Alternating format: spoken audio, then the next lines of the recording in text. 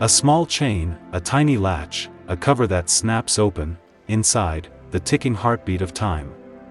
For centuries, a humble object kept lives on schedule, whispered of ambition and elegance, and bore witness to milestones big and small. This is the story of the pocket watch, a companion of gentlemen and ladies, a symbol of craftsmanship, and a marker of an era now past. Welcome to Retro Treasure Unearthed. Let's wind back the clock. Today we're traveling through time to explore one of the most charming artifacts of everyday life, the pocket watch. From its early origins through its golden age, the cultural impact it had, the memories it created, and why it, like so many things, gradually faded from our everyday life.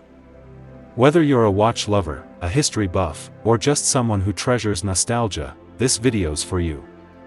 So grab a tea or coffee, settle in, and let's open the case together. Let's begin at the beginning. The story of the pocket watch really starts in the late Renaissance era. The mechanical clock had already been around for centuries, but portable timepieces were a novelty. In the 16th century, with advances in metallurgy and precision work, watchmakers began producing small clocks that could be carried or worn. These early watches were often bulky table clocks in miniature, and prized more for novelty than accuracy. By the 17th century, the style we recognize as the pocket watch began to emerge, round, with a spring-driven mechanism, housed in a protective case. It was a status symbol. Owning a watch meant you valued time, productivity, a modern way of life. As the Industrial Revolution gathered pace in the 18th and 19th centuries, pocket watches became more accessible, but still carried prestige. Craftsmanship improved, jeweled movements, ornate engraving, gold and silver cases, chains and fobs. One of the great turning points came with the railways in the 19th century.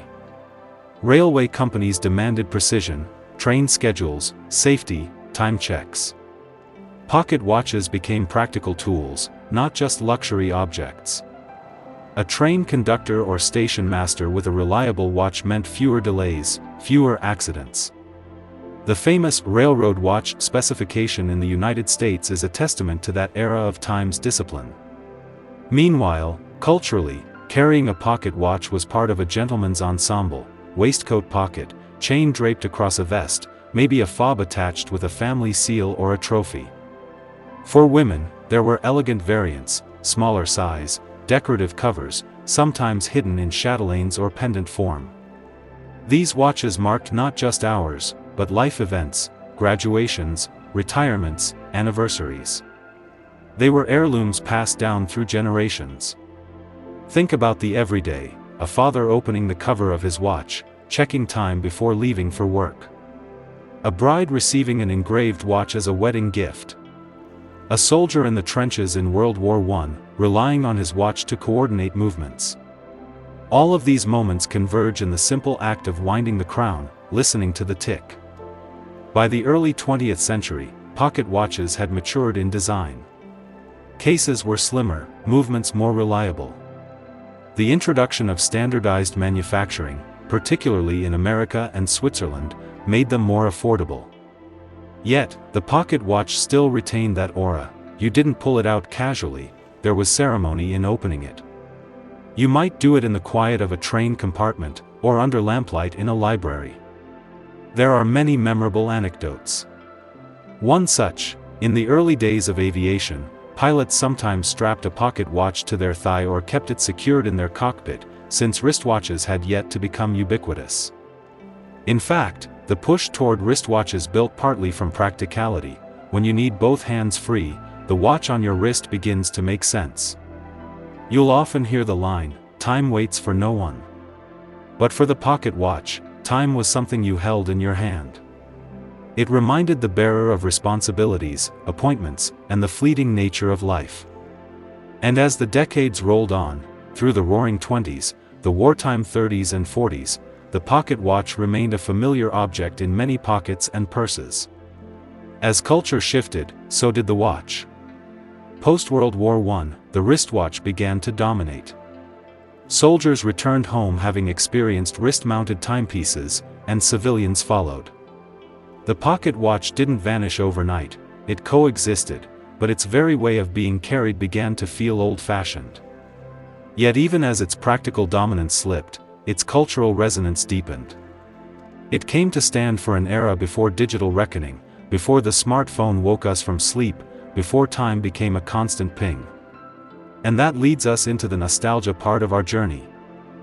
I want to shift gears for a moment and bring this closer to us, to the kind of personal moments the pocket watch evokes. Picture this: your grandfather, fob chain on his waistcoat, pulling the watch out, tapping the cover with a flick of his thumb, and the glass snaps open. He checks the time, smiles at you, and says, "It's about time we called it a day." Or you remember an antique shop, one corner wall lined with watches in velvet boxes, the smell of old leather and brass, the soft tick-tick echoing. I remember as a kid visiting a relative's house, noticing a pocket watch sitting under glass in a curio cabinet. It had a monogram, perhaps a World War I era engraving, and I asked if I could hold it. The weight of it, the chain slipping through my fingers, the delicate hands sweeping around the dial, it felt like holding a fragment of someone's life. And that's what these timepieces often are: fragments of lives, stories, journeys. There's a wistfulness there. A pocket watch is also a reminder of time passing slowly, of rituals taken seriously, the act of winding it each morning, the click of the crown, saying to oneself, "Let's begin again." In today's world of digital time, where we glance at a screen in a second, the pocket watch invites us to pause, reflect, and to be present. It also shows how style evolves. The chain, the vest, the cover, all gone or rarely seen now, but in vintage photographs and family albums, there it is. A ring of chain, a watch glinting in a pocket, a hand pulling it out in a moment of decision or arrival. That image still speaks. For many collectors, a pocket watch isn't just about keeping time, it's about connection. To the past. To craftsmanship. To the people who carried it. I think that's part of why they remain beloved today. So why did the pocket watch recede? There isn't one simple answer, but a confluence of cultural and technical shifts. As mentioned earlier, the rise of the wristwatch after World War I gave a more convenient form factor: hands-free, worn on the wrist, instantly visible. As the decades went on, mass production, changing fashion, vests went out of style, and the rise of digital timepieces further weakened the pocket watch's everyday role. By the mid-20th century, for many people a wristwatch was the default. Soon after, the quartz revolution and then digital watches created new paradigms of timekeeping. The pocket watch became relegated to special occasions, heirlooms, formal wear, or collector's items. Yet, while its everyday utility declined, its aura didn't vanish, it transformed. Many wear it today as a statement piece, formal events, steampunk fashion, or simply as a nostalgic nod to a slower era. The pocket watch is still around, but not as ubiquitous. That shift tells us something about how our relationship with time has changed. It's less an object we wind each morning and more a relic we treasure. So what can we take away from this journey?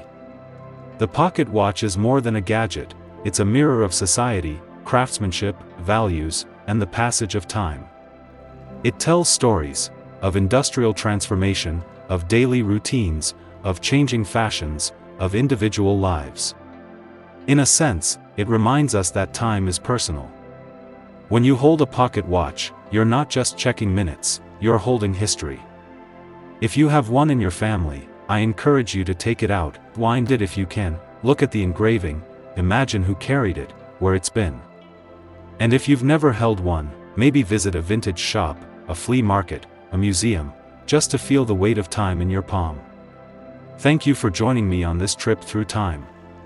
If you enjoyed this video, please like and subscribe to Retro Treasure Unearthed, hit the bell for notifications, and drop in the comments any stories you have about pocket watches or heirloom timepieces. Until next time, keep discovering treasures from the past. Take care, and may your time always be well kept.